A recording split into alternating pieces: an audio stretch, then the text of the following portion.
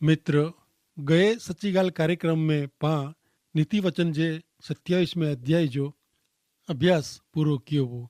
हाणे अॼु पां नीति वचन जे 28वें अध्याय जो अभ्यास करे वारा आहियूं।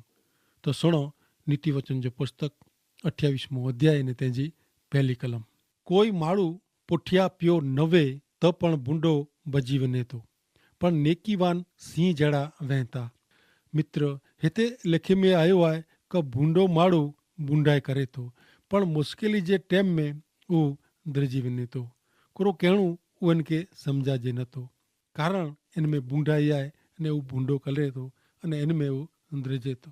तंहिं पापी माण्हू मुश्किल परिस्थिति में सचो मार्ग शोधी सघी नथो, पण जेको नेकीवान एतिरे न्यायी प्रमाणिक ने प्रभु जा संतान आहिनि, बाળક आहिनि, उहो मुश्किल सामे हिम्मत से सामनो कईं था ने मुश्किल सामे उभा रहनि था।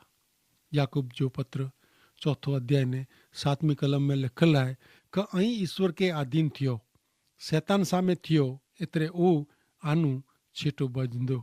मित्र, जेको प्रभु जा संतान आहिनि उहो परीक्षण सामे हिम्मत से लड़े था, शैतान के हराइए था, कारण प्रभु यीशु ख्रिस्त उन्हीं भेरा आहिनि।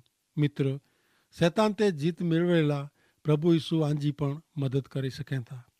मित्र, नीति वचन जो पुस्तक 2 अध्याय ने 8મી कलम में पा नेरी विया कि ईश्वर न्याय जे रस्ते जी संभाल रखे था ने पंहिंजे भक्त जे मार्ग जो रक्षण कईं था। हाँ मित्र, जेको ईश्वर जा बाળક आहिनि उहो न्यायी आहिनि, जेको ईश्वर जा बाળક आहिनि उहो प्रमाणिक आहिनि, ऐं जेको ईश्वर जा बाળક आहिनि उन्हीं भेरा प्रभु पिंड आहिनि, माटे पंहिंजे भक्त जो उहो रक्षण कईं था। 28મો અધ્યાય 5 થી 9 કલમ सुनो। ભૂંડા માળું ન્યાય સમજે નતા, પણ યહોવાજી શોધ કરીંદલ એટલે કે ઈશ્વર કે જોકો ગોતીએ તા वो मेरे बाबतू समझे था। माड़ू जोको धनवान छता अवरे मार्गे हले तो इन करता प्रमाणिकता से जीवे वारो माड़ू गरीब खासो माड़ू है। पुत्र जोको नियम पारे तो ऊ खासो है, पण खावदरे माड़ू जो सोबती पिंजे बाप जी फजेती कराए तो। माड़ू जोको नियम सुण दे पिन जो कन अवरो कहिए था इन जी प्रार्थना पण कंटाड़े जड़ी है। ईश्वर पांजी प्रार्थना जा सुणदल नहीं। हाँ मित्र, ही गाल सच्ची है, पण प्रभु यीशु ख्रिस्त सच्चाई पांजी प्रार्थना सुणे था। तो हिते कुलाय अड़ो लिखी में आयो है कि प्रार्थना कंटाड़े जड़ी है। पहलो पितर 1 अध्याय ने 12મી कलम में लिखल है कि ही संदेश वाहक उन बाबत विषय बोलिया तडे उन्हीं जो ऊ कम उन्हीं पेंडला न पण आजे लाभ लाभो अड़ो ईश्वर उन्हीं के जणायो हो। आकाश में जा हलावेल पवित्र आत्मा जे बर से शुभ संदेश जा संदेश वाहक वटा ऐं हेवर ऊ बाबत विषय सोयो हुयो। दूत पण ऊ बाबत समझे जी इच्छा रखें था। मित्र, हिते ईश्वर जो वचन चौखोट करे तो कि जोको प्रभु यीशु साथे सीधे संबंध में आई ने सीधो संबंध रखेला मंगे था, फक्त उन्हीं जी प्रार्थना सुने में अचे थी।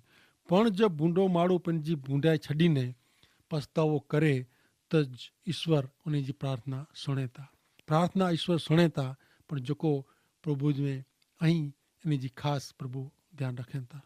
28मो अध्याय ने 10મી ने 11મી कलम। जेको प्रमाणिक माण्हू के ख़राब रस्ते वारे तो ऊ पिंड पंहिंजे खॾे में पवंदो, पण सदाचारी के हित जो एतिरे के भलाई जो वारसो मिलंदो। धनवान माण्हू पिंड के ॾायो समझे तो, पण समझणो गरीब इन जी परीक्षा करे तो। प्रमाणिक माण्हू के एतिरे प्रभु यीशु ख्रिस्त जे बाળક के जो कोई खोटे रस्ते कुठी वञे तो अथवा पाप में पहता उन्हीं के शिक्षा करे में अचींदी। प्रभु पंहिंजे बाળक जो रक्षण कईं था, तंहिंला उन्हीं के बचाए में जरूर अचींदा, पण बूंडे के शिक्षा थिए थी। बूंडे जी तैयारी करेली कपटी झार में ऊ पिंड फसाजे तो। 11મી कलम में फेरी थी धनवान विषय जणायो आयो कि धनवान पिंड के ડાયો સમજે તો, પણ ધનવાન હુણું એતરે જ્ઞાન ને બુદ્ધિ से भरपूर आए एड़ो मनणु बोल भरेलो है।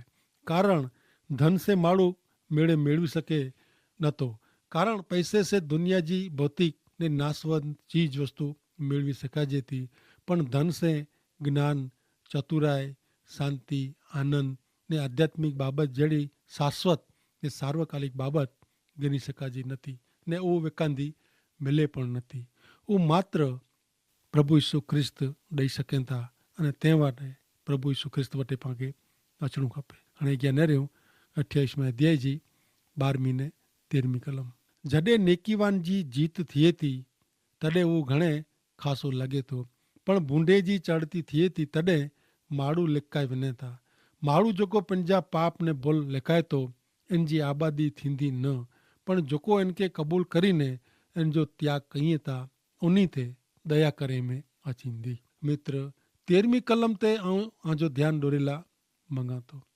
पा दुनिया जे लोकनु कुटुंब ने समाज ने मित्र से छुपाईने छाना माना जेकी पाप कयूं था तॾहिं पा मनो था कि कोई पंहिंजे पाप विषय जाणे नथो। पण मित्र याद रखजा, ईश्वर आजा कोई कम का आजी कोई बाबत से अजाण नहीं। ईश्वर आके पूरे पूरा जाने था, मूंखे पूरे पूरा जाने था। तैला पाके पंहिंजे पाप जी माफ़ी मंगई खपे जेथी पंहिंजी आबादी करे में अचे, कारण आंजा पाप लिकाईने ऐं किथे पण वञी सघो नथा। हर एक जगह ते सर्वशक्तिमान ईश्वर जी हाज़िरी आहे ने उहो मिड़े नेरीअ था ने माण्हू खे ओळखे था। नीति वचन जो पुस्तक 28वां अध्याय कलम 14। हमेशा द्राह रखंदल माण्हू खे धन्य आहे, पण माण्हू जेको पंहिंजो हृदय कठण करे थो उहो मुश्किली में अची पवंदो। जेको द्राह रखें था एतिरे जीरे यीशु ख्रिस्त जो द्राह रखें था उन्हीं के धन्य आहे। मित्र दुनिया में अहिड़ी कोई बाबत ना आहे कि जंहिंसे आके द्रजीने रियो खपे। जो ऐं प्रभु यीशु ख्रिस्त पुठियां हलो था, प्रभु जी आधीनता में जीवो था तो आके द्रजे जी ज़रूर न आहे। फक्त ईश्वर जो द्राह रखो, कारण ईश्वर जो द्राह आजे जीवन में मिड़े दुख आफत में जा बचाईंदो। मित्र जॾहिं पंहिंजो हृदय नम्र न पण कठण कयूं था तॾहिं मुश्किली में पहुता, कारण माण्हू जी कठोरता मुश्किली के हालत के सुधारे जे बदले वधु फिटाए थी। पण जॾहिं ईश्वर जो द्राह रखो था तॾहिं ईश्वर मिड़े मुश्किली में जा उगारीए था। हा मित्र, माण्हू जी कठोरता એટલે કે पंहिंजो जिद्दी वलण, हिकिड़े प्रकार जी मान्यता अथवा त आउं जेको मना थो उहो ज सचो आहे, उहो पंहिंजी कठोरता आहे। कारण माण्हू जी कठोरता मुश्किल हालत के सुधारे जे बदले वधु फिटाए थी। पण जॾहिं ईश्वर जो द्राह रखो था तॾहिं ईश्वर मिड़े मुश्किली में जा उगारीए था।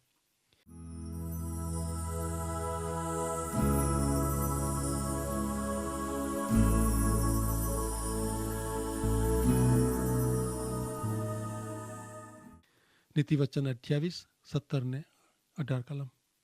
माण्हू कंहिंजो खून कीअं हुने उहो भॼीने खॾे में पवंदो, कोई इनके अटकाए न। जेको प्रामाणिकता से हलंदो इन जो बचाव थींदो, पण जिन माण्हू जा मार्ग अवरा हूंदा उहो झपाटे छणी पवंदो। पण जिन माण्हू जा मार्ग अवरा हूंदा उहो झपाटे छणी पवंदो। मित्र हिन कलम विषय पाणखे गंभीरता से वीचार कयो खपे, अहिड़ो मूंखे लॻे थो। कारण ही कलमूं वाचींदे आ वटि वर्तमान हालत विषय जो चित्र रजू थींदो। हा मित्र, अॼु ऐं नहिरियो था कि माण्हू हिकिड़े ॿिए जी आराम से हत्या करी विझे थो, मारी विझे थो। कीअं गुनो वाक वेक न वे, पण कंहिंजो कंहिंखे द्राह न आहे अने माण्हू हिकिड़े ॿिए जा दुश्मन थईने जीवे था अने आराम से मारी विझे था हिकिड़े ॿिए खे। केतिरो भयंकर ने गंभीर ॾुख जहिड़ो व्यवहार जो पाणखे लॻे थो। मित्र माण्हू माण्हू विच जी प्रेम जी भावना ख़तमु थी वई आहे ने इन जे स्थाने शैतान माण्हू जे मन में ईर्षा, अग्नि ने बदिले जी आग ने भावना उत्पन्न की है। जगह जगह ते मारी मारी लड़ाई ने झगड़ा नरेला मिलनि था। नवाई जी ॻाल्हि त उहा आहे कि माण्हू खे ईश्वर बुद्धि ॾिनो, ज्ञान ॾिनो, इन जो माण्हू दुरुपयोग करे थो ऐं चवंदा उहो कहिड़ी रीते चई सघिजे। त मित्र बुद्धि ने ज्ञान से माण्हू जात जात जी वैज्ञानिक शोध कयो हुयो ने अणुशस्त्र बनायो हुयो। तव्हांखे यादि हूंदो अमेरिका में 11 सितंबर जो जेको बनाव बनियो तॾहिं केतिरो वॾो नुक़सानु थियो ने तंहिं पोइ अमेरिका से अफगानिस्तान में जेको बॉम्ब मारो थियो इन में पण केतिरो वॾो नुक़सानु थियो। ईअं ईश्वर जे ॾिनल ज्ञान जो दुरुपयोग करे में अचे थो। हिते पंहिंजे भारत देश जी ॻाल्हि कयूं त केतिराई बॉम्ब धड़ाका थिया, जंहिंमें केतिराई लोग मरिया। कुरुमित्र माण्हू माण्हू जो जीव गिने, उहो खून चवाजे, ज़रूरु उहो खून चवाजे, कारण जीवन ॾींदल ने जीवन गिंदल सर्वशक्तिमान ईश्वर आई, उन्हीं के जीवन गिने जो ने जीवन ॾिने जो अधिकार आहे। त माण्हू ही अधिकार क्यानो मेળવે, कारण मिड़े शैतान जी बूंदी सत्ता हली रही आहे, तंहिं लाइ माण्हू बान भुली बूंदा कम कयूं था। 17वीं कलम में जणायो वियो कि माण्हू भजीने खॾे में पवंदो, कोई इनके अटकाए न। मित्र, बाइबल में यहूदा नाजो यीशु जो शिष्य हो, जेको दगो करी यीशु के जलाईने मौत के स्वाधीन के। इन विषय माथी अनुसार शुभ संदेश जे 27वें अध्याय जी 5वीं कलम में लखल है कि यहूदा मंदिर में ज पैसा फुगाए ॾिने ने होॾानो निकिरीने उहो आपघात के। मित्र, यहूदा के कोई बचाए सकियो न, इनके कोई अटकाए सकियो न, ने इनजो नाश थी वियो। अॻियां 18वीं कलम जणाए थी कि जेको प्रमाणिकता से जीवे था इनजो बचाव थींदो। हाँ मित्र, जेको प्रभु जा संतान आहिनि ने प्रभु यीशु ख्रिस्त जी आज्ञा पारी आधीनता में अचनि था ने प्रभु यीशु ख्रिस्त जी आज्ञा प्रमाणे हलें था, उन्हीं के ईश्वर बचाइए था। कारण जेको ईश्वर जी इच्छा प्रमाणे हलें था उन्हीं बेरा ईश्वर आहिनि ने उन्हीं ते द्राह ने मुश्किली अचे थी, तॾहिं उन्हीं के मुश्किली में ईश्वर कृपा शांति दिलासो ॾेई ने मदद करे वगैर रह नथा। तंहिं लाइ ईश्वर ते प्रेम करींदल विश्वास रखदल ते ईश्वर जी कृपा जो आशीर्वाद हमेशा वे थो। मित्र, ऐं मना थो कि अॼु जे अभ्यास मथां आके जीवन में सिके जहिड़ो शिक्षण मिलियो हूंदो। मित्र, दुष्ट माण्हू पंहिंजे जीवन से असलामती ने नुक़सान ज उभो करे थो। पंहिंजे जीवन के नाश में वेंदे पाके अटकायो ज खपे, पाके भरपूर आनंद भरपूर शांति मिले। तंहिं लाइ प्रभु यीशु ख्रिस्त हिन पृथ्वी ते आया आहिनि। योहान अनुसार शुभ संदेश जे 10वें अध्याय जी 10वीं कलम में चवनि था कि चोर त फक्त चोरी करेला, हत्या करेला ने नाश करेला अचे थो, पण आऊं एतिरे लाइ आयो आहियां कि उन्हीं के जीवन, हा भरपूर जीवन मिले। आऊं एतिरे लाइ आयो आहियां कि उन्हीं के जीवन, हा भरपूर जीवन मिले। अहिड़ो प्रभु यीशु ख्रिस्त चवनि था। ईअं पण चवनि था कि उहो भार ने बोझ से दबाएला ने पाप से दबाएला, ऐं मिड़े मूं वटि अचो, ऐं आके शांति ने आराम ॾींदो, ऐं आके शांति ने आराम ॾींदो। अहिड़ो प्रभु यीशु ख्रिस्त चवनि था। हा मित्र, प्रभु यीशु ख्रिस्त उन्हीं जो लुई वुड़ाईने भरपूर जीवन ॾिनो हुयो, तॾहिं पां प्रभु यीशु ख्रिस्त जेको पाके अनंत जीवन ॾिए था ने नाश में वेंदे अटकाईअ था, उन्हीं जी आधीनता में जियो खपे। उहो केतिरी ज़रूरी बाबति आहे। मित्र, दुनिया में फक्त मिणी जा ईश्वर उहो फक्त प्रभु यीशु ख्रिस्त आहिनि। उहो पंहिंजे हथ से जॾहिं पाके जीवन जी मज़ा अनंत जीवन जी ख़ातिरी ने पाप जी माफ़ी ॾियण लाइ तयारु आहिनि त कुलाए हिन तक जो लाभ गिनी ने जीवन उन जे हथ में न सौंपियूं।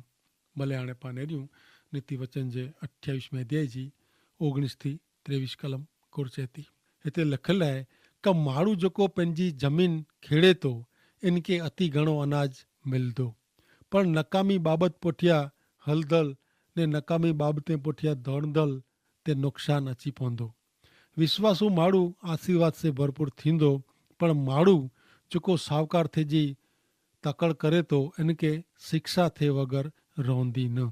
अख जी शर्म रखणी ख़ासो न आहे। ती कोई माण्हू मानी जे टुकरे लाइ गुनो करे उहो पण ख़ासो न आहे।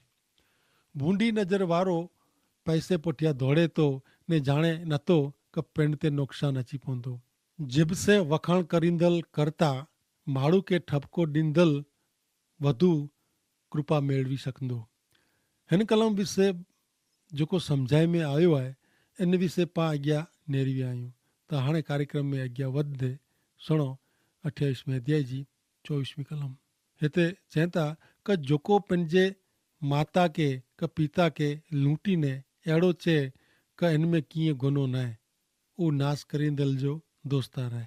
हिन कलम भेरी नए करार जे हिकिड़े पुस्तक जी कलम समायली आहे।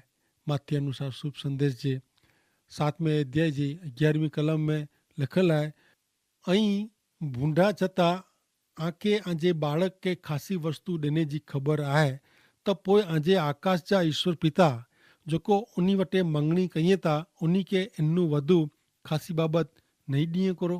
मित्र, नीतिवचन 28मो अध्याय ने 24वीं कलम प्रमाणे जेको पंहिंजे माता पिता के लूटे थो उहो नाश करे जो सोबती एतिरे क नाश में वेंदल आहे। मित्र, निर्गमन जे अभ्यास में पा नेरियो क मूसा के ईश्वर जी आज्ञा ॾिने में आवई, उन्ही मिजाजी हिकिड़ी माँ बाप जो सन्मान करणु ऊ पण वी। पण मित्र, हीअ आज्ञा पारे छतां घणे छोकिरा पंहिंजी फरज चौकाइनि था ने पंहिंजे माता पिता खे ॾोखी कईं था। छोकिरेनु तड़छोड़ायला ने ॾोखी थींदल घणे माता पिता वटा ऐं सोयो हुनो छोकिरा माँ बाप के घेढे जे घरे एतिरे वृद्धाश्रम में छॾी अचनि था अथवा माता पिताનું અલગ રહેતા। મિત્ર, બાઇબલ જણાય તો ઉ છોકરા નાશ में वेंदा। नियमित ईश्वर जो वचन सुनणु ने ईश्वर जी संगत में वञणु इनसे ईश्वर जा छोकरा बनी सकाजे तो। पण तॾहिं ज पा ईश्वर जी इच्छा योजना ने आज्ञा प्रमाणे ईश्वर के आधीन जीवन जीवो तॾहिं ज उमड़े शक्य बने। तंहिंला फक्त माँ बाप जो सन्मान करणु एतिरो ज पूरतो न आहे, पण माता पिता जी संभाल रखणी, उन्ही जी आज्ञा पालणी, उन्ही जी ज़रूरियातूं पूरी करणी उज ईश्वर जी ॾिनल आज्ञा जो अमल आहे। अॻियां नेरियूं नीतिवचन 28मो अध्याय ने 25 થી 28 कलम। माण्हू जेको लोभी मन जो वे थो उहो कजिया कराए थो, पण ईश्वर ते भरोसो रखंदल खे सुखी करे में अचींदो। माण्हू जेको पंहिंजे हृदय ते भरोसो रखे थो उहो मूर्ख आहे, पण जेको ॾापण से वर्ते थो इन जो बचाव थींदो। ग़रीब के दान ॾींदल के खोट पवंदी न, पण माण्हू जेको पंहिंजी अखियूं दान ॾिने में बंदि करे थो इनके घणे श्राप मिलंदो। बूंदे जी आबादी थिए थी तॾहिं माण्हू लिकाए वञे था, पण उन जो नाश थिए थो तॾहिं नेकीवान जी वृद्धि थिए थी। मित्र, हिन कलम में जणायो आहियो कि माण्हू जेको ईश्वर ते भरोसो रखे थो ने ईश्वर जी आधीनता में रहे थो उन्ही के ईश्वर संभारीए था, उन्ही जी ईश्वर संभाल रखें था ने उन्ही जो ध्यानु रखें था ने उन्ही जे जीवन जो बचाव थिए थो। पण दुष्ट माण्हू बूंडो माण्हू पंहिंजी बूंडाई छॾे नथो तॾहिं हू नाश में वञे थो। मित्र, अॼु जे अभ्यास में पाण सिखियो कि जेको बूंडो आहे अहिड़ो माण्हू बूंडाई था करे थो, पण मुश्किल जे टाइम में उहो दिरिजी वञे थो ने मुश्किल जे टाइम में उहो सचो मार्ग गोती सघे नथो, पण वधू मुंझुण में अची पए थो ने इन जो तॾहिं कोई सहारो का मदद करता इनके मिले नथो। पण जेको नेकीवान आहीं, एतिरे प्रमाणिक ने न्यायी आहीं, प्रभु जा बालक आहीं, उहो मुश्किल जे टाइम में हिम्मत से सामनो कईं था, परीक्षण सामने हिम्मत से लड़े था, शैतान के हराइए था, तंहिंमें ईश्वर उन्ही के मदद कईं था। कारण न्यायी माण्हू जी प्रार्थना ईश्वर सुणे था। जेको ईश्वर साथे सीधे संबंध में आहीं, फक्त उन्ही जी ज ईश्वर प्रार्थना सुणे था। जंहिंजा इरादा ने कम लगातार बूंदा जाई उन्ही जी प्रार्थना ईश्वर सुणे नथा। पण जब बूंदो माण्हू पंहिंजी बूंदाई छॾीने पछतावो करे त ज ईश्वर उन्ही जी प्रार्थना सुणे था।